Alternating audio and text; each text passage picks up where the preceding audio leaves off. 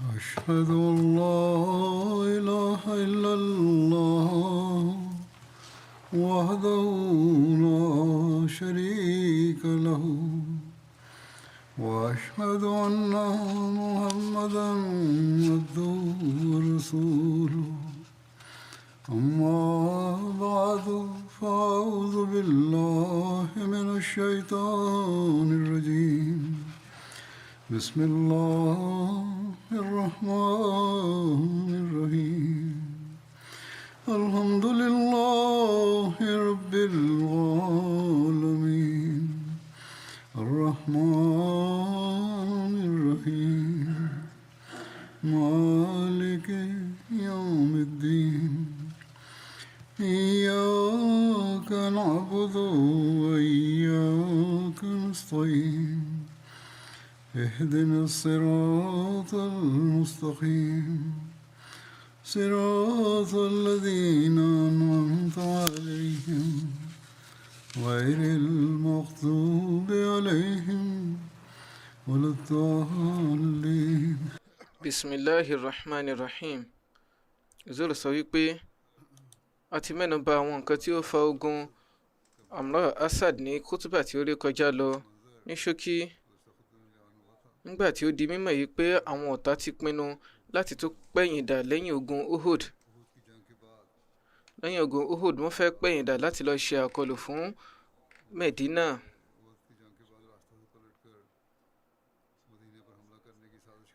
Lórí èyí òjíṣẹ́ ńlá sallallahu alayhi wa sallam ké pe Hazrat Abubakar àti Hazrat Umar.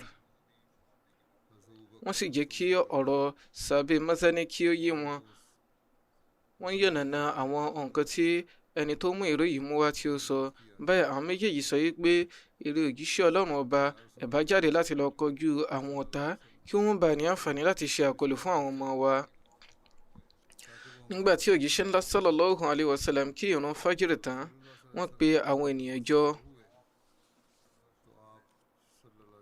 Wọ́n á sọ fún Hazrat Bilal láti kéde fún àwọn ènìyàn wípé ní báyìí òjíṣẹ́ Ọlọ́run ọba sallallahu alayhi wa sallam ń fún yín ní àṣẹ wípé ẹ jáde láti lọ kojú àwọn ọ̀tá, ṣùgbọ́n ẹni tí ò lè jáde pẹ̀lú wa ó ní ẹni ọ̀hún tó ti kópa nínú ogun tí ó kọjá lọ. Ìyẹn ni wípé ó kópa nínú ogun Uhud. Àwọn tó bá kópa nínú ogun Uhud nìkan ni wọn yóò lè lọ pẹ̀lú wa. Lórí àsíá mùsùlùmí àti ẹni tí wọ́n fi délé ní Medina, àkọsílẹ̀ wà yìí pé òjíṣẹ́ ńlá sallallahu alayhi wa sallam dé àsíá. Wọ́n mú àsíá àwọn eléyìí tí wọ́n ti dè láti àná, wọn ò tí ì tú títí di àsìkò ọ̀hún. Òjíṣẹ́ ńlá sallallahu alayhi wa sallam fún Hazrat Ali ní àsíá yìí. Nínú ẹgbàá mìíràn wọ́n sọ wípé Hazrat Abubakar ni wọ́n fún ní àsíá yìí. Ní ààyè yìí òjíṣẹ́ ńlá sallallahu alayhi wa sallam yan Hazrat Ibn Maktum láti jẹ́ adelé wọn ní Medina.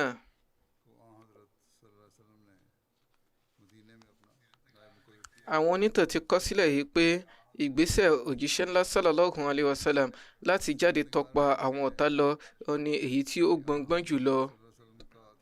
Ẹ̀là rẹ̀ lọ báyìí wípé ní ìwòye àwọn tí ń jẹ́ alágàbàgebè látìgbà tí ó ti jẹ́ pé àwọn ènìyàn pàdánù ẹ̀mí àwọn ènìyàn 90 ní ojú ogun Uhud, láti wá jáde ní ọjọ́ kejì lọ tó kojú àwọn ọ̀tá jẹ́ eléyìí tí ó léwu lọ́pọ̀lọpọ̀. Ṣùgbọ́n nǹkan tí ó padà bẹ́yìn yọ ó fi yé ni wípé ìpinnu tí òjíṣẹ́ ńlá sallallahu alayhi wa sallam ṣe ni ó gbọngbọ́n jùlọ, eléyìí tí ó sì mú ọ̀pọ̀lọpọ̀ àǹfààní wá fún àwọn mùsùlùmí. Òjíṣẹ́ ńlá sallallahu alayhi wa sallam lò gbogbo òru wọn lórí bí wọ́n ti ń yànnàná ohun tí yóò wáyé lójú ogun. Wọ́n ti bẹ̀rẹ̀ sí ní ìfòyà yìí pé bí àwọn abọ̀rìṣà tí wọ́n kúrò ní ojú ogun Uhud yìí bí wọ́n bá ṣẹ́rí padà, nígbà tí wọ́n bá wòye sí pé tó ń ti báwọn ti lọ́wọ́ orókè ní ojú ogun yìí, àwọn wá ń lọ sí Mákà láì mú nǹkan kan dání, a jẹ́ pé àwọn ò jàǹfààní kankan. Fún ìdí èyí eléyìí lè bà wọ́n lọ́kàn jẹ́ kí ó sì fẹ́ mú wọn ṣẹ́rí padà láti ṣe àkọlù fún Medina. Lára báyìí ni òjíṣẹ́ ńlá sallallahu alayhi wa sallam ṣe bẹ̀rẹ̀ sí ní lo òye ogun wọn tí ó dáńtọ́ jùlọ láti tọpa àwọn ọ̀tá lọ. ìpinnu yìí jẹ́ eléyìí tí ó tó fún àwọn ọmọ ogun mùsùlùmí ní kóríyá tí ó sì ba àwọn alágàbàgebè. Ó fi ẹ̀rù jẹ̀jẹ̀ òjíṣẹ́ ńlá sallallahu alayhi wa sallam sí ọkàn àwọn alágàbàgebè. Ohun kẹta ni pé nígbà tí àwọn ọ̀tá tí wọ́n rí pé àwọn ọmọ ogun mùsùlùmí wọ́n ti ń tọpa àwọn bọ̀, gbogbo kóríyá tí ó ṣẹ́kù ńlẹ̀ fún wọn ni ó bẹ̀rẹ̀ sí ní wọ́wé. Eléyìí ni nǹkan tí ó jáde nínú àwọn ẹ̀là tó wà nínú ìwé ìtàn kan. Adarí àwọn alágàbàgebè tí í ṣe Abdullah bin Ubay náà tọrọ ìyọ̀ǹda láti lọ pẹ̀lú wọn ní ojú ogun yìí. Ó lọ sí ọ̀dọ̀ òjíṣẹ́ ńlá sallallahu alayhi wa sallam. Ó tọrọ ìyọ̀ǹda wípé òun náà fẹ́ kópa nínú ogun yìí. Bó tilẹ̀ jẹ́ pé ní àsìkò ogun Uhud kìí ṣe pé òun fúnra rẹ̀ dá ṣẹ́rí padà, níṣe ni ó tún kó àwọn ènìyàn 300 pẹ̀lú rẹ̀ padà. Láìní tàbí ṣùgbọ́n á jẹ́ pé eléyìí ti tì lójú, ó ti bà lọ́kàn jẹ́. Ó sì lè jẹ́ pé bóyá ó fẹ́ ṣe ìtanà fún ìbànújẹ́ ọkàn rẹ̀ yìí ni, tàbí kó tó jẹ́ pé ète mìíràn ni ó tó fẹ́ pa nígbà tó jẹ́ pé èèyàn lè mọ nǹkan tó ń bẹ lórí ẹ̀mí alágàbàgebè. Ní ṣókí, ó lọ síwájú òjíṣẹ́ ńlá sallallahu alayhi wa sallam, ó sì ń tọrọ ìyọ̀ǹda láti jáde pẹ̀lú wọn. Ṣùgbọ́n òjíṣẹ́ ńlá sallallahu alayhi wa sallam kọ̀ fún láti lọ pẹ̀lú wọn. Wọ́n ní ó tì ó. Nípa àwọn àpẹẹrẹ tí ó láàmì eléyìí tí àwọn sàábé tí wọ́n gba ọgbẹ́ lójú ogun yìí tí wọ́n fi hàn.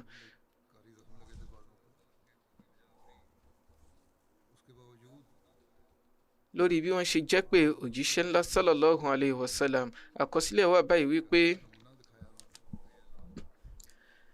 kété tí ìkéde òjíṣẹ́ ńlá sallallahu alayhi wa sallam jáde wípé àwọn ẹlẹ́mìí òdodo olùfarajìn nínú àwọn sàábé kí wọ́n gbéra wọn dìde, kí wọ́n gbáradì, kí wọ́n sì tún jáde lẹ́ẹ̀kan sí i, kí wọ́n de gbogbo àwọn ibi ọgbẹ́ wọn. Nígbà tí ìkéde yìí wá látọ̀dọ̀ òjíṣẹ́ ńlá sallallahu alayhi wa sallam, òun ni ó di pé àwọn ẹni yìí tú jáde. Hazrat Usaid bin Uzair ti ní ọgbẹ́ 9 lára.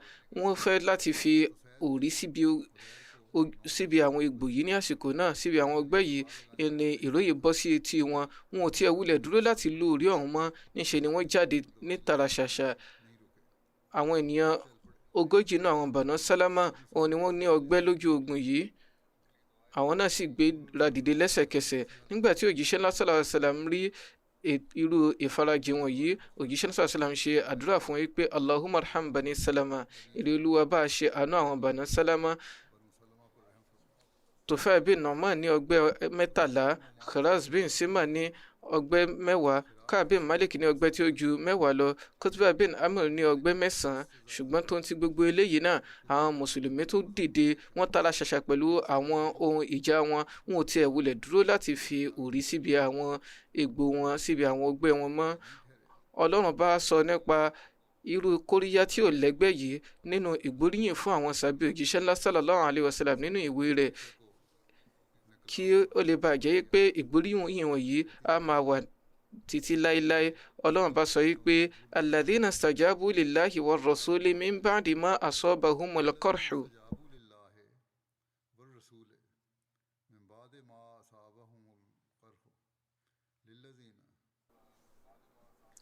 من بعد ما أصابهم القرح للذين أحسنوا منهم واتقوا أجر عظيم.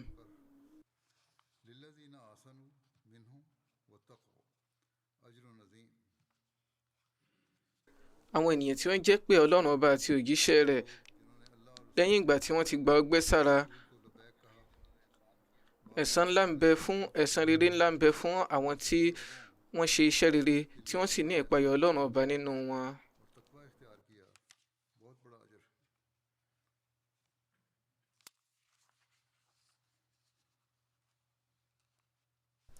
Hazrat Aisha máa sọ wípé ìkan nínú àwọn ẹni tí ẹsẹ̀ yìí jẹ mọ́ ni Hazrat Abubakar Siddiq radiyallahu ta'ala anhu àti Hazrat Zubair bin al-Awwam radiyallahu ta'ala anhu.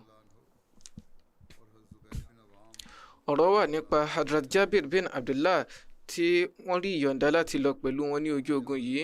Ọ̀rọ̀ ń lọ báyìí pé nígbà tí ìkéde tí ó wá látọ̀dọ̀ òjíṣẹ́ ńlá sallallahu alayhi wa sallam ní pé ẹni tí ó kópa nínú ogun Uhud nìkan ni yóò lè lọ pẹ̀lú àwọn. Wọ́n sì rìn kíkí mọ́ àṣẹ yìí pẹ̀lú. Ṣùgbọ́n sàábé kan bẹ tí ó ṣe oríire tó jẹ́ pé tonti bí ó ti kópa nínú ogun Uhud síbẹ̀ náà ó rí ìyọ̀ǹda láti lọ pẹ̀lú wọn. Sàábé ọ̀hún ni Hazrat Jabir bin Abdullah.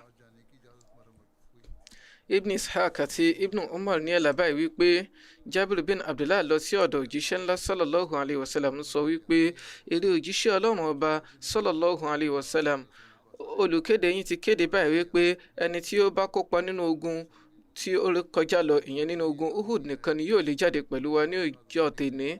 Èmi náà fẹ́ láti kúkú kópa nínú ogun yìí, ṣùgbọ́n bàbá mi ni ó fi mí sílẹ̀ láti dúró ti àwọn ọbàkanbìnrin mi méje. Nínú àwọn ẹgbàá mìíràn wọ́n sọ wípé 9 ni àwọn ọbàkanbìnrin yìí. Ní ṣókí wọ́n sọ wípé bàbá mi wípé èrè ọmọ mi kò tọ́ fèmí àti wọ kó jẹ́ wípé a ó fi àwọn obìnrin yìí sílẹ̀ láì ní ọkùnrin kankan lọ́dọ̀.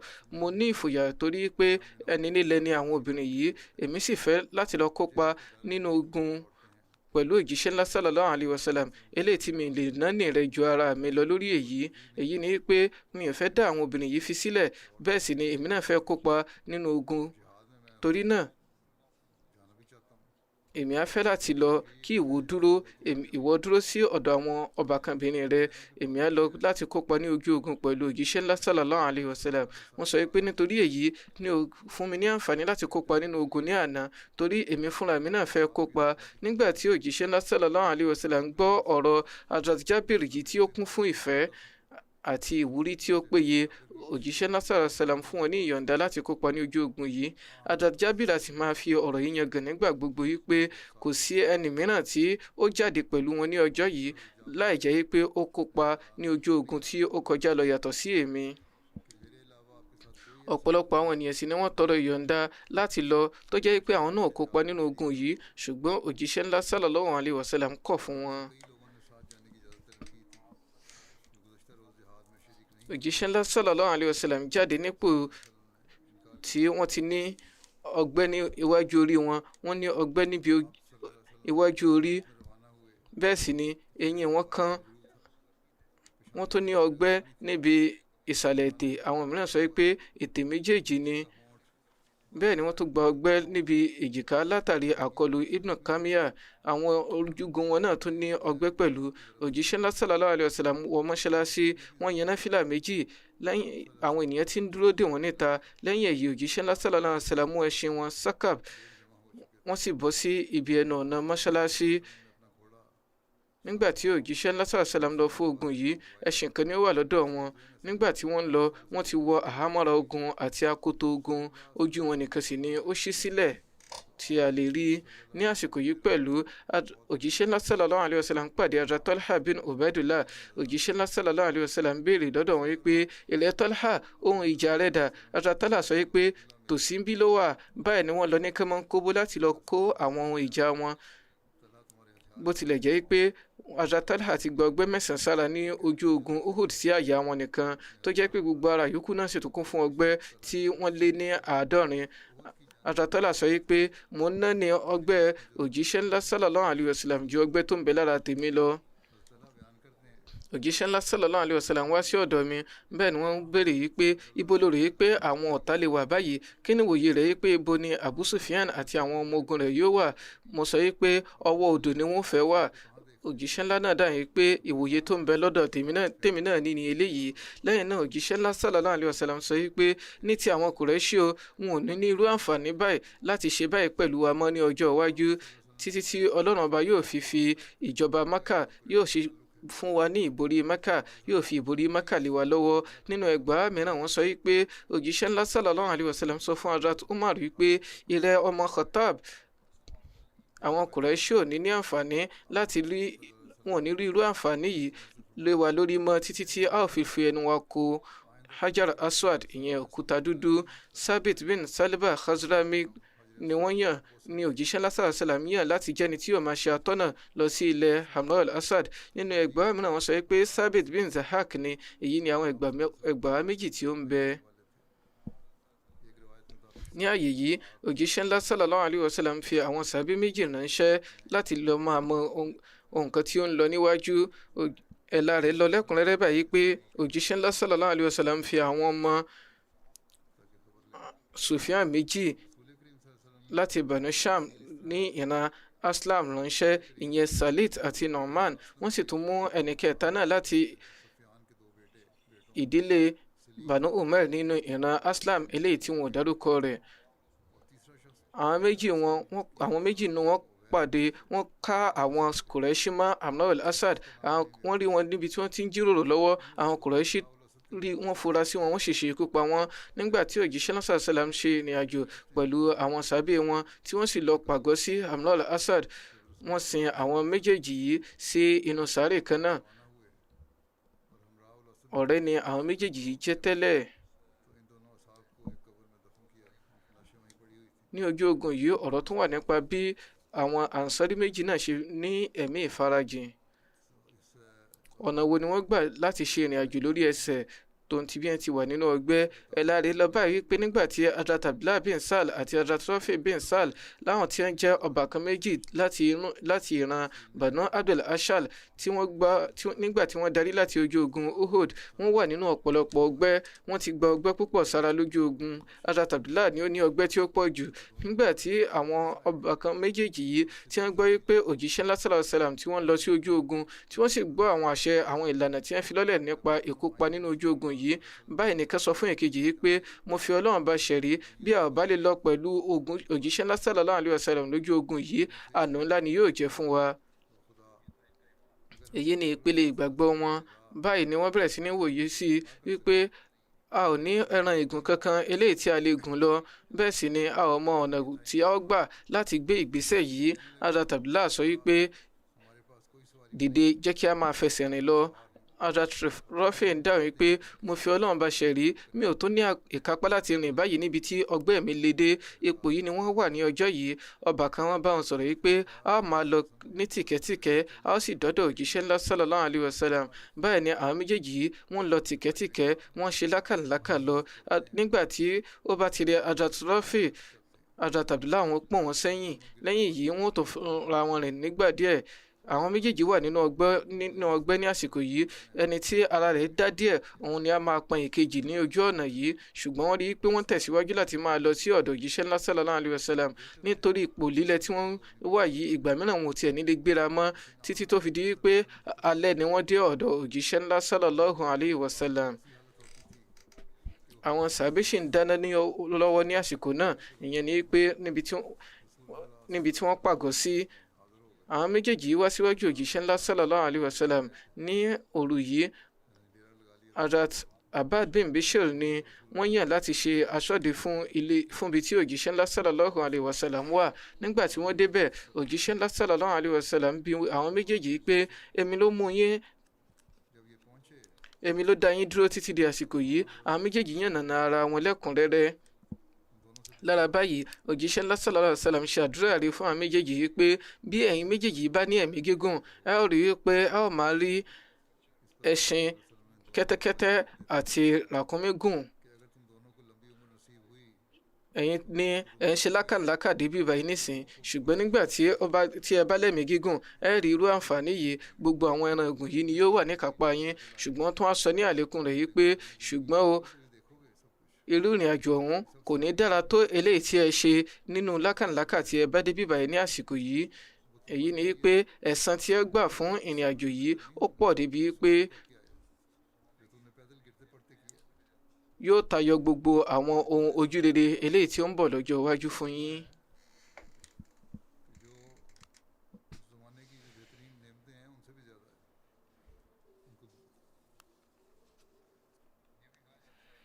Ọ̀rọ̀ tún wà yìí pé ìṣẹ̀lẹ̀ yìí àwọn ọmọ Hazrat Anas àti Munis Fuzala ni ó wà fún.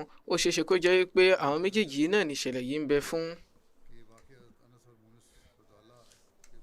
Ọ̀rọ̀ tún wà yìí pé ọ̀rọ̀ tún wà lórí ohun ìpèsè eléyìí tí ó ń bẹ fún àwọn mùsùlùmí àti bí Hazrat Saad bin Ubadah ṣe láwọ́.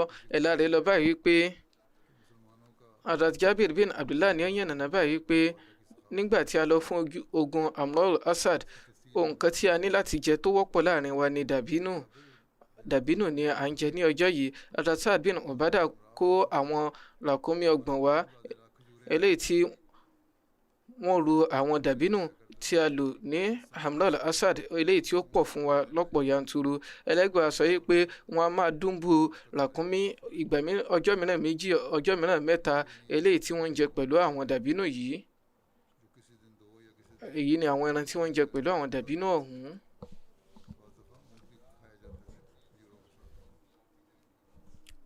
Ọ̀nà òye wo ni òjíṣẹ́ ńlá sallallahu alaihi wasallam lò ní ojú ogun yìí àti ọ̀nà wo ni wọ́n gbà láti tún dúnkokò mọ́ àwọn ọ̀tá? Ọ̀rọ̀ lọ nípa eléyìí pé láti dúnkokò mọ́ àwọn ọ̀tá àti láti da ẹ̀rù jẹ̀jẹ̀ bò wọ́n lẹ́mìí. Ọ̀nà tí wọ́n gbà ní pé nígbà tí ó di òru, nígbà tí ó bá di alẹ́, wọ́n á jẹ́ kí wọ́n dá iná lọ́pọ̀lọpọ̀ eléyìí tí yóò fi hàn wípé àwọn ènìyàn pọ̀ tí ẹ̀rù jẹ̀jẹ̀ ó sì bo àwọn ọ̀tá. Lára báyìí, ibikíbi tí òjíṣẹ́ náà sàṣẹlẹ̀ ń bá pàgọ́ sí, wọ́n sọ fún àwọn sàbẹ́ pé kí wọ́n pín lọ, kí wọ́n fọ́nká, kí wọ́n sì dáná ọ̀tọ̀ọ̀tọ̀. Báyìí oníkálukú ó máa dáná ọ̀tọ̀ọ̀tọ̀. Ọ̀nà 500 ni wọ́n dá iná sí eléyìí tí àwọn èèyàn lè rí láti ọ̀nà gíjìn réré. Lára báyìí, ìró àwọn ọmọ ogun mùsùlùmí ti lọ káàkiri eléyìí tí ó da ẹ̀rù jẹ̀jẹ̀ bo ọkàn àwọn ọ̀tá. Ọ̀rọ̀ tún wà yìí pé Ma'bad Khuzai pàdé òjíṣẹ́ ńlá sallallahu alaihi wasallam lórí ìrìn àjò yìí. Wọ́n sì tún lọ sí ọ̀dọ̀ Abu Sufyan náà pẹ̀lú. Wọ́n ṣe ìkìlọ̀ fún lórí àwọn ọmọ ogun àwọn mùsùlùmí. Ẹ̀là rẹ̀ lọ báyìí pé Ma'bad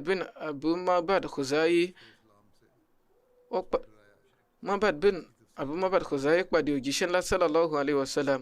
Abọ̀rìṣà ni ó sì jẹ́ nígbà ọ̀hún. Àwọn kan ní tọ́ka sí pé ó ti gba Islam, ṣùgbọ́n ọ̀pọ̀lọpọ̀ níwòye pé kò tí ì gba Islam.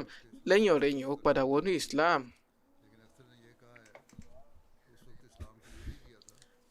Àwọn onígbàgbọ́ àti àwọn abọ̀rìṣà nínú àwọn Banu Khuzaa máa jẹ́ ẹlẹ́mìí òdodo pẹ̀lú òjíṣẹ́ ńlá sallallahu alaihi wasallam. Ṣùgbọ́n àwọn ará ìran mìíràn nìyí, wọ́n ti ní májẹ̀mú, wọ́n sì ní ẹ̀mí òdodo. Wọ́n ti ní májẹ̀mú pẹ̀lú òjíṣẹ́ ńlá sallallahu alaihi wasallam pé àwọn ò ní fi ohunkóhun pamọ́ fún wọn. Ma'bad sọ wípé ìrẹ́ Muhammad sallallahu alaihi wasallam, ìnira eléyìí tí ẹ̀yin àti àwọn sàábé yín ti kò yìí, ó jẹ́ ohun tí ó wúwo lọ́ra wa, ó wúwo lẹ́mìí wa. Torí náà, nǹkan tí à ń fẹ́ ni kí Ọlọ́run ọba gbé yín ga, kí ó sì dóòlà yín kúrò nínú gbogbo ewu. Lórí ìbánikẹ́dùn yìí, òjíṣẹ́ ńlá sallallahu alaihi wasallam sọ fún Ma'bad wípé bá mi já tàn mọ́ Abu Sufyan, ó ń lọ pàdé Abu Sufyan, ó ní láti bá mi dúnkokò mọ́. Èyí ni ọ̀nà òye tí wọ́n lò. Lẹ́yìn èyí, Ma'bad bẹ̀rẹ̀ ìrìn àjò lọ sí ọ̀nà Makkah. Òjíṣẹ́ ńlá sallallahu alaihi wasallam sì wà ní ilẹ̀ Hamdal Asad nígbà yìí. Òun pàdé Abu Sufyan àti àwọn ènìyàn rẹ̀ ní ilẹ̀ Roha. Roha jẹ́ ibùsọ̀ bí ibùsọ̀ 40 sí ìta Medina. Lásìkò ọ̀hún, àwọn ọmọ ogun Kùrẹ́ṣì ti ṣe ìpinnu láti darí lọ kojú òjíṣẹ́ ńlá sallallahu alaihi wasallam. Wọ́n yangàn pé àwọn ti ṣekú pa àwọn èèkànnà àwọn mùsùlùmí, bó tilẹ̀ jẹ́ pé bí orí ẹ̀ bá ti wáyé lẹ́yìn Hazrat Hamza, àwọn èèyàn péréte ni wọ́n lè mẹ́nu bà. Àfàìjẹ́ bẹ́ẹ̀ ni, yàtọ̀ sí òjíṣẹ́ ńlá sallallahu alaihi wasallam, Hazrat Abubakar, Hazrat Umar, Hazrat Usman radiyallahu anhum, Hazrat Ali radiyallahu anhum, àwọn akọni àti àwọn adarí ogun àgbààgbà àwọn èèkàn ń bẹ láàrin àwọn mùsùlùmí tí Ọlọ́run bá sì dóòlà láti ojú ogun Uhud yìí. Wọ́n sọ wípé àwọn yóò parun wọn kó tó di pé àwọn yóò darí.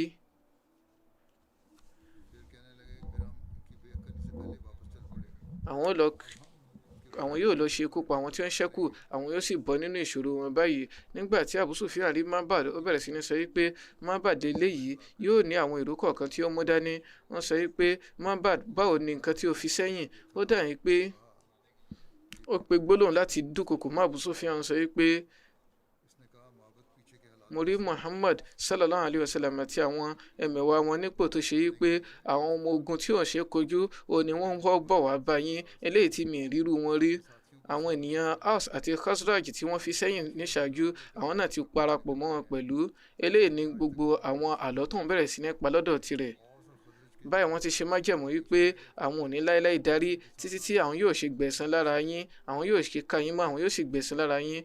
Oníkálukú wọn ń bínú lọ́wọ́ nítorí àwọn ènìyàn wọn, torí náà wọ́n ti kábàámọ̀ lórí àwọn ìgbésẹ̀ tí wọ́n gbé ní ìṣáájú wípé àwọn ò kópa nínú ogun tó lórí kọjá lọ. Irú ìbínú tí mo rí nínú wọn mi ò rírú ẹ̀rí láyé mi. Abu Sufyan sọ wípé kí ìparun máa jẹ́ tiẹ̀, kí ni nǹkan tó ń sọ yìí?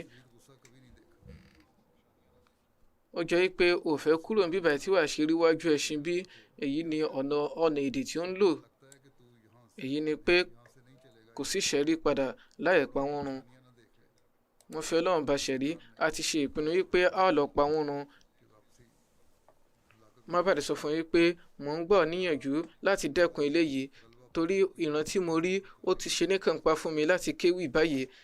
Abu Sufyan sọ wípé ìwé ni Mábàdí wá kéwì báyìí wípé كادت تعد من الأصوات راحلتي إذ سألت الأرض بالجلد الأبابيل تلدي بأسد كرام لا تنابلة عند اللقاء ولا ميل معازيل فزلت عدوا أزن الأرض مئالة لما سموا برئيس غير مخذول فقلت ولا ابن حرب من لقائكم إذا تغطمت البطحاء بالجيل إني نذير لأهل البسل ضاحية لكل ذي إربة منهم ومعقول من جيش أحمد لا وخش تنابلة وليس يوسف ما أنذرت بالقيل. Èyí ni pé nígbà táwọn olúborí ẹ̀yà ẹṣin dàgọ̀rọ̀ dé, díẹ̀ ló kù kó tó pa àwọn ìbámu ràkúnmí mi gbókìtì lulẹ̀.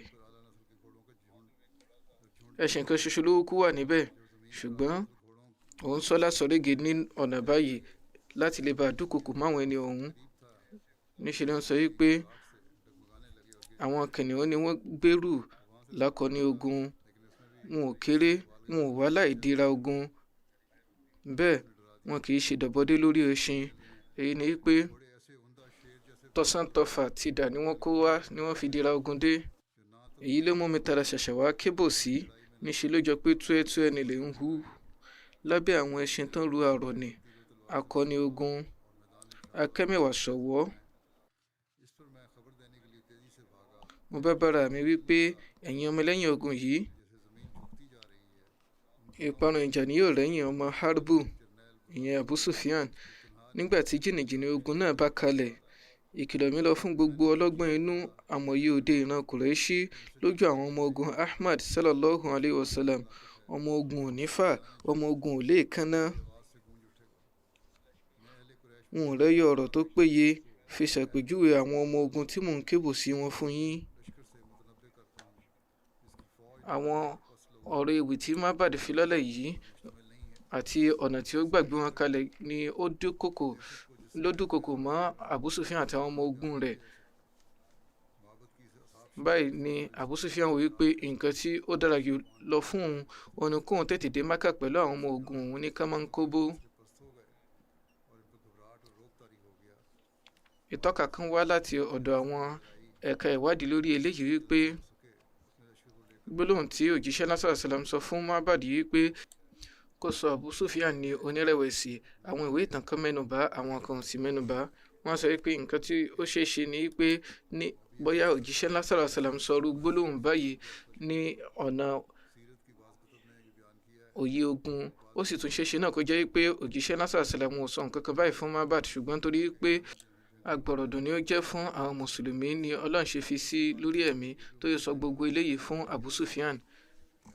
Ní ṣókí ìtọ́ka wọn ni eléyìí, ṣùgbọ́n ohun yòówù tí Mábàdí sọ inú ìwòye rẹ̀ ni ó ti wá. Òjíṣẹ́ ńlá sallallahu alaihi wasallam ò rán láti sọ àwọn nǹkan tí ò tọ́, ṣùgbọ́n àwọn àwòrán tí òun fúnra rẹ̀ yà fún wọn ó jẹ́ nǹkan tí ó dúnkokò mọ́ àwọn ọ̀tá, ìyẹn àwọn kèfèrí. Ní àsìkò yìí bí àwọn abọ̀rìṣà Mákà bí wọ́n ṣe ń gbáradì láti kúrò láti darí, òun ni ìran ọ̀kan náà àwọn ènìyàn Abdulkais wọ́n kọjá lọ́dọ̀ Abu Sufyan. Ó béèrè pé ibo ni wọ́n ń lọ. Wọ́n sọ pé àwọn ń lọ sí Medina ni. Lórí èyí Abu Sufyan wòye pé òun lè ké bọ̀ sí kan gẹ́gẹ́ bí ète látọ̀dọ̀ tirẹ̀, eléyìí tí yóò jẹ́ àkọlù tí ò tiẹ̀ tún ní jámọ̀ kankan. Nǹkan tí ó ní pé ǹjẹ́ wà lè bá mi jẹ́ ìró kan fún Muhammad sallallahu alaihi wasallam bí? Máa fún ẹ ní ràkúnmí kan tí ó kún fún èso àjàrà gbígbẹ láti ọjà Ukaz. Ó dáhùn pé bẹ́ẹ̀ ni. Abu Sufyan sọ pé nígbà tó bá pàdé òjíṣẹ́ ńlá sallallahu alaihi wasallam sọ fún wọn pé a ti panupọ̀ báyìí pé à ń bọ̀ wá kojú àwọn àti àwọn sàbẹ̀ wọn láti lè bá fa gbogbo àwọn tó ṣẹ́kù tu. À ń tọpa yín bọ̀. Báyìí ni Abu Sufyan ṣe lè tán sì darí sí Mecca. Àwọn ikọ̀ wò yìí wọ́n pàdé òjíṣẹ́ ńlá sallallahu alaihi wasallam ní Amr al-Asad. Abdulkais jẹ́ iṣẹ́ tí Abu Sufyan rán wọn. Nígbà tí wọ́n gbọ́ eléyìí wọ́n dáhùn wípé hasbunallahu wa ni'mal wakil. Èyí ni pé Olúwa Ọlọ́run bá aláà tó fún wa, a tó farasí tó dára jùlọ ní í ṣe. Ní ṣókí wọ́n lò àwọn àsìkò díẹ̀ ní Amr al-Asad. Lẹ́yìn èyí àwọn ọmọ ogun mùsùlùmí darí nígbà tó ṣe pé àwọn kèfèrí kú ti darí ní tiwọn. Ẹ̀dá rẹ̀ lọ báyìí. Nígbà tí Abu Sufyan gbọ́rọ̀ má bàdì tán, báyìí ni ó fi ìwòye láti lọ sí Medina sílẹ̀. Ó sì bẹ̀rẹ̀ sí ní lọ sí Mecca. Báyìí má bàdì mú ẹnìkan ó fi ẹnìkan ránṣẹ́ láti lọ jẹ́ nǹkan tí ó ṣẹlẹ̀ fún òjíṣẹ́ ńlá sallallahu alaihi wasallam. Òjíṣẹ́ ńlá sallallahu alaihi wasallam wà níbẹ̀ láti ọjọ́ Àtìní títí di ọjọ́ Àlárúbá. Lẹ́yìn náà wọ́n darí sí Medina. Bẹ̀lẹ́dẹ́rẹ́ ní àlàyé pé òjíṣẹ́ ńlá sallallahu alaihi wasallam lò ọjọ́ 5 níta Medina fún ìrìn àjò yìí. Nínú ẹgbàá mìíràn wọ́n sọ wípé ọjọ́ Jímọ̀ ni òjíṣẹ́ ńlá sallallahu alaihi wasallam wọ Medina. Lára bẹ́ẹ̀ wọ́n lò ọjọ́ 5 níta Medina. Hadrat Abu Ubaida sọ wípé ṣáájú kí òjíṣẹ́ ńlá sallallahu alaihi wasallam tó darí sí Medina wọ́n ti dè Muawiya bin Mughira mọ́lẹ̀. Muawiya bin Mughira yìí ni bàbá ìyá Abdulmalik bin Marwan. Yàtọ̀ sí Muawiya wọ́n tún ti mú Abu Azza Jumuhi náà. Ẹgbàá wà nípa Muawiya bin Mughira yìí pé Hadrat Zaid bin Harsa àti Hadrat Ammar bin Yasir ni wọ́n ṣe ikú pa Muawiya ní ojú ọ̀nà nígbà tí wọ́n ń darí láti Amr al-Asad. Ìyẹn tí ó sì fà ní pé Muawiya gbé Medina nídàkọ́ńkọ́. Ó sì mọ gbogbo nǹkan tí ó ń lọ láti ta àwọn olódì ní olóbó. Nígbà tí ọwọ́ tẹ̀ ó lọ sí abẹ́ ààbò Hadrat Usman. Hadrat Usman tọrọ ààbò fún lọ́dọ̀ òjíṣẹ́ ńlá sallallahu alaihi wasallam. Òjíṣẹ́ ńlá sallallahu alaihi wasallam wá fún láàbò pẹ̀lú gbólóhùn yìí pé ó ní láti kúrò ní ibi báyìí láàrin ọjọ́ mẹ́ta. Bí ẹ bá rí lẹ́yìn ọjọ́ mẹ́ta ẹ ṣe ikú pa á. Ṣùgbọ́n ó sì tún wà níbẹ̀ lẹ́yìn ọjọ́ mẹ́ta tí ó ń farasin. Báyìí òjíṣẹ́ ńlá sallallahu alaihi wasallam pa àwọn méjèèjì láṣẹ, ìyẹn Hadrat Zaid bin Harisa àti Hadrat Ammar bin Yasir pé kí wọ́n lọ sí àyè báyìí wọn yóò rí níbi tí ó ń farapamọ́ sí. Ibẹ̀ sì ni wọ́n rí, ibẹ̀ ni wọ́n kà mọ́ tí wọ́n ṣe ikú pa á. Lẹ́yìn náà ọ̀rọ̀ wà yìí pé láti ilẹ̀ Amr al-Asad yìí ó ní òjíṣẹ́ ńlá sallallahu alaihi wasallam ti gbá akéwì Abu Azza mú, ìyẹn akéwì àwọn abọ̀rìṣà. Èyí náà ni Abu Azza ohun tí wọ́n ti gbámú ní àsìkò ogun Badr tí òjíṣẹ́ ńlá sallallahu alaihi wasallam sì wòye sí ipò àìní àti nítorí pé àwọn ọmọbìnrin rẹ̀ wọ́n dá sílẹ̀ nígbà tí ó ń tọrọ wípé mo ní ẹbí, mo ní àwọn ọmọbìnrin tí ò sẹ́ni tí yóò tọ́jú wọn, torí náà ẹ ṣàánú fún mi. Lára báyìí òjíṣẹ́ ńlá sallallahu alaihi wasallam dá sílẹ̀ láì gba ìtànà kankan pẹ̀lú ọ̀nà àánú nítorí àwọn ọmọbìnrin rẹ̀. Báyìí ni ó búra yìí pé òun ò ní láéláé gbógun ti òjíṣẹ́ ńlá sallallahu alaihi wasallam mọ́. Òun ò ní kó ọmọ ogun jọ takò wọ́n mọ́. Òun ò sì ní tí ẹnikẹ́ni takò wọ́n. Ṣùgbọ́n ó jàǹbá májẹ̀mú rẹ̀. Ó sì tún darí sí ojú ogun pẹ̀lú àwọn Quraishi lásìkò Uhud. Òun ni ó ń kéwì tí ó ń tì wọ́n gbọ̀ngbọ̀n yìí pé kí wọ́n tẹ̀síwájú àti máa bá òjíṣẹ́ náà sallam jà. Òjíṣẹ́ náà sallam ṣe àdúrà yìí pé ẹni yìí ò gbọdọ̀ tún bọ́ mọ́.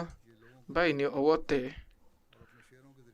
Nínú ẹgbàá kan wọ́n sọ wípé nígbà tí àwọn abọ̀rìṣà tí wọ́n ń darí láti Amr al-Asad wọ́n fi Abu Azza sílẹ̀ níbi tí ó ń sùn lọ́wọ́.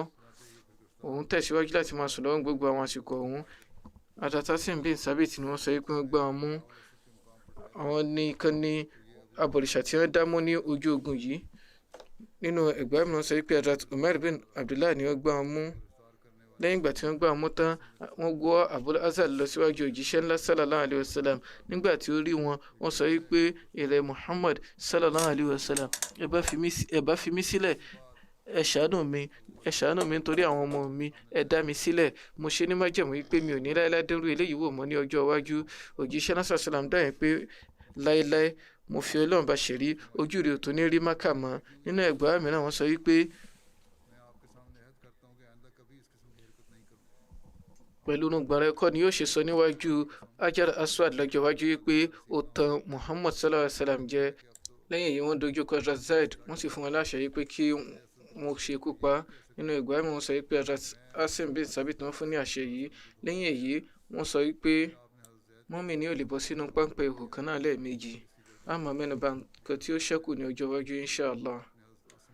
Ẹ tẹ̀síwájú láti máa ṣe àdúrà fún nǹkan tí ó ń lọ nílé ayé, kí Ọlọ́run bá tẹ̀síwájú láti máa dáàbò bo gbogbo Ahmadi kúrò nínú gbogbo ewu.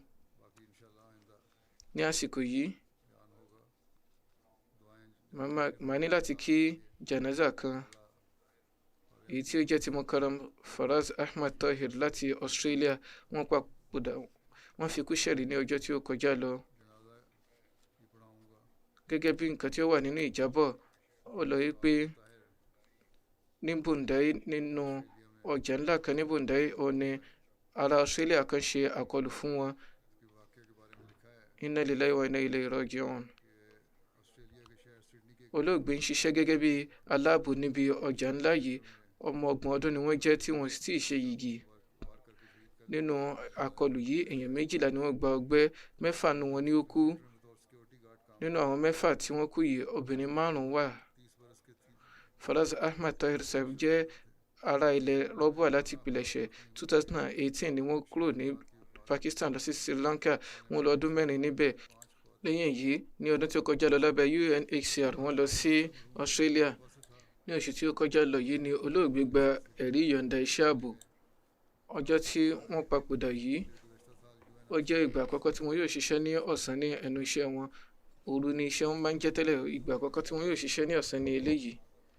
Gẹ́gẹ́ bí ó ti wà nínú àwọn ìjábọ̀, nígbà tí Faraz Ahmad Tahir tí wọ́n rí tí àwọn ènìyàn sá kíjekíje báyìí, wọ́n sáré lọ sí ọ̀dọ̀ ẹni tí ó ń ṣe àkọlù, tí alákọlù yìí ṣe àkọlù fún wọn, eléyìí tí wọn ò rí ìdóòlà, tí wọ́n sì papòdà lórí èyí. Bàbá ńlá wọn Mukarram Mian Ahmad Sahib ni wọ́n kọ́kọ́ wọ inú jama nínú ẹbí wọn. Wọ́n jẹ́ ará ilẹ̀ Shahpur. Sufi Ahmad Yar Sahib ni bàbá wọn tí wọ́n ní àǹfààní láti farajìn fún jama fúngbà pípẹ́. Bàbá wọn ni Bashir Ahmad Sahib, wọ́n ti papòdà ní ọdún 2005. Razia Begum sì jẹ́ ìyá wọn tí wọ́n papòdà ní ọdún 2014. Ọmọ ìyákùnrin 3 àti ọmọ ìyábìnrin kan pẹ̀lú bàbá wọn Sufi Ahmad Yar Sahib ni wọ́n gbẹ̀yìn olóògbé. Ẹ̀là rẹ̀ tẹ̀síwájú báyìí pé olóòtú ìjọba Australia àti ẹni tí ó jẹ́ Premier New South Wales wọ́n gbóríyìn fún akíkanjú Faraz Ahmad Tahir. Báyìí náà ni High Commissioner Pakistan ní Australia, àwọn náà gbóríyìn fún Faraz Ahmad Tahir. Wọ́n kan sára sí wọn, wọ́n sì bá wọn kẹ́dùn. Wọ́n fún wọn ní àmọ̀dájú àdúrótì. Àtẹ̀jáde tí ó ti lé ní 100 ni ó ti jáde nínú ìròyìn, ó sì tún tẹ̀síwájú tí wọ́n ń tẹ̀ jáde báyìí. Èní ni janaza wọn níbẹ̀. Premier àti Prime Minister náà wà níbẹ̀. Oníkálukú wọn ni wọ́n ń kan sára sí wọn. Nínú ètò ìkànsíra ẹni lórí ayélujára, àwọn ènìyàn ń gbóríyìn fún wọn, wọ́n ń kan sára sí Faraz Ahmad Tahir, wọ́n sì ń pè wọ́n ní akọni orílẹ̀.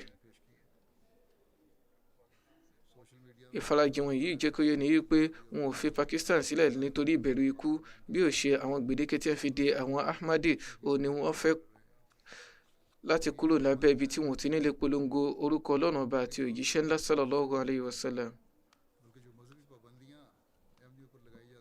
Ẹni tó jẹ́ Sadar Khudam Ahmadiyya Adnan Qadir sọ wípé ní ọjọ́ 21 oṣù kẹrin àwọn ìjọba ṣe ètò láti kan sára sí àwọn tí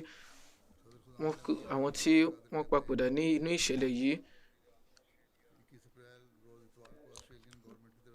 Prime Minister, Premier New South Wales, àwọn elétò ìjọba, àwọn adarí ìlú, àwọn olú ìlú, àwọn adarí ètò ológun orí ilẹ̀ àtorí omi, àwọn ọlọ́pàá àti àwọn ènìyàn nínú àwọn ilé ìròyìn káàkiri oníkálukú wọn ní kópa.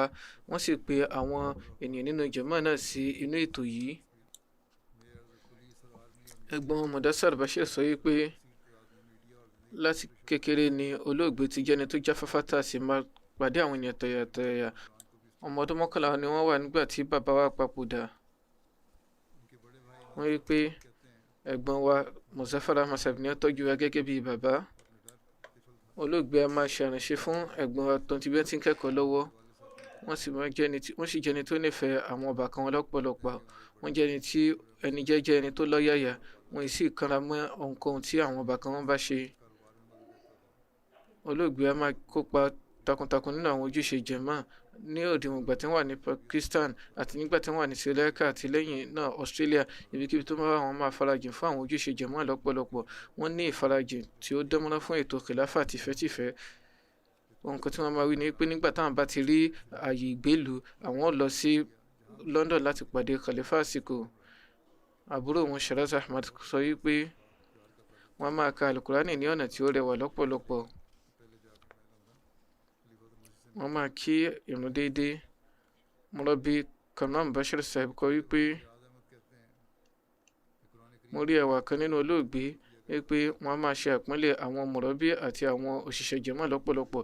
Ìtọ́sọ́nà ìwú tí yẹn bá sì fún wọn, wọn ò kí ń kọ́.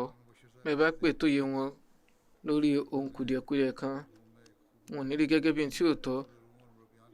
Pẹ̀lú ìrẹ̀lẹ̀ ni wọn yóò ṣe dákẹ́ tí wọn yóò sì jẹ́rìí nǹkan tí ò tọ́ tí ó bá jẹ́, wọn yóò sì ṣe àtúnṣe rẹ̀. Ahmad Ibrahim ti ṣọ̀rẹ́ wọn sọ wípé olóògbé jẹ́ni tí ó nífẹ̀ẹ́ ẹ̀sìn àti ètò kìláfà dọ́kàndọ́kàn. Wọ́n máa ṣàpọ́nlé àwọn olójúṣe nínú jàmáà, wọ́n sì máa kírun wọn déédéé. Ìbáṣepọ̀ bí ọ̀rẹ́ àti ọmọ ìyá ni a ní. Ìgbà yóò tí ń bá wọn lórí ohunkóhun, wọ́n á tẹ́tí gbọ́, wọ́n á sọ wípé mi ò ní fún láǹfààní láti fẹ̀hónú hàn lọ́jọ́ mìíràn mọ́. Wọ́n jẹ́ ọlọ́yàyà olólùfẹ́. Ààrẹ jàmáà Brisbane sọ wípé ní oṣù tí ó kọjá lọ, wọ́n wá sí Brisbane fún ọ̀sẹ̀ kan. Wọ́n wá láti pàdé àwọn ọ̀rẹ́ wọn àti àwọn ìbátan.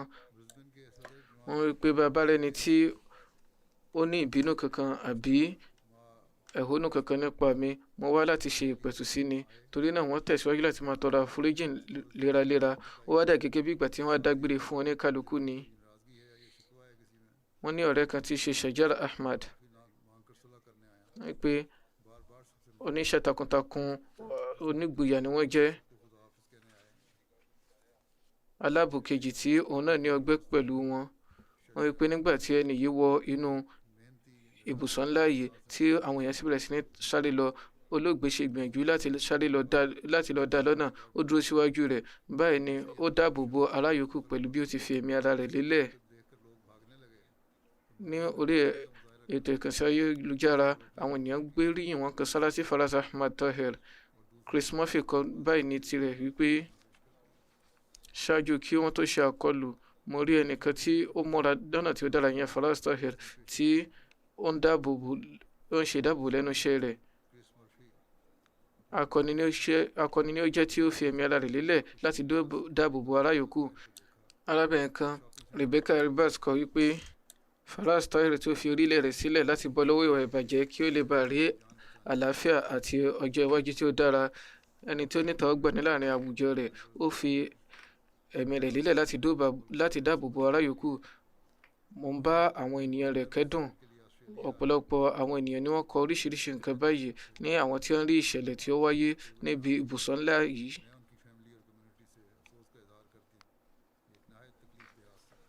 Akẹ́kọ̀ọ́ kan láti Jamia Ahmadiyya Roba, Azizam Hassan Ahmad, kọ báyìí pé Faraz Tahir jẹ́ ìbátan mi.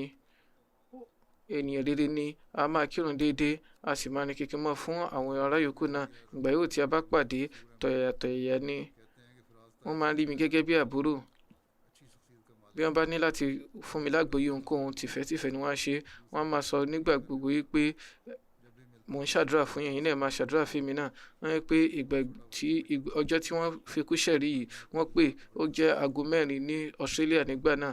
Ẹ̀gbọ́n wọn sọ fún wọn wípé aago 4 ní àárọ̀ ní àwà yìí, ó sì ní láti lọ sẹ́nu iṣẹ́, torí náà ó ní láti lọ sùn. Wọ́n dà yín pé mo ẹ̀ṣẹ̀ kí tahajjud ni, torí náà mo ti ṣàdúrà fún gbogbo yín, máa kí ìrun fájìrì tán máa sì lọ sí ẹnu iṣẹ́, kì í ṣe àsìkò oorun leléyìí.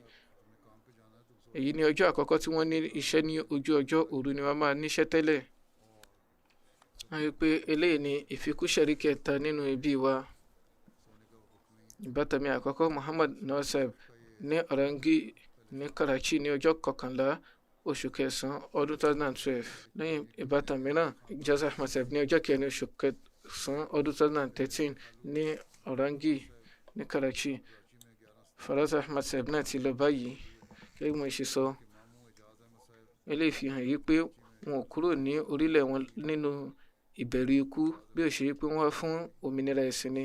Kí Olúwa ṣe àgbéga ipò wọn, kó sì fún àwọn tí wọ́n fi sílẹ̀ sáyé lọ ní sùúrù àti ìfaradà.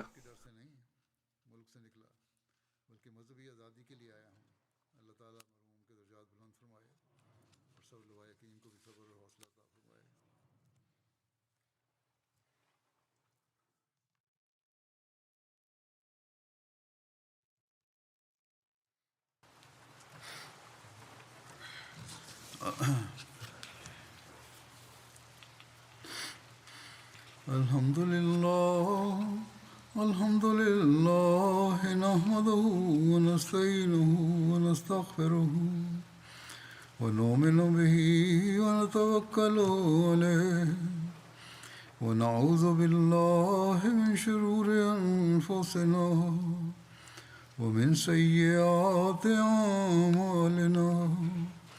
من يهده الله فلا مضل له ومن يضلل فلا هادي له. ونشهد أن لا إله إلا الله ونشهد أن محمدا عبده ورسوله. عباد الله رحمكم الله، إن الله يأمر بالعدل والإحسان وإيتاء ذي القربى وينهى عن الفحشاء والمنكر والبغي يعظكم لعلكم تذكرون.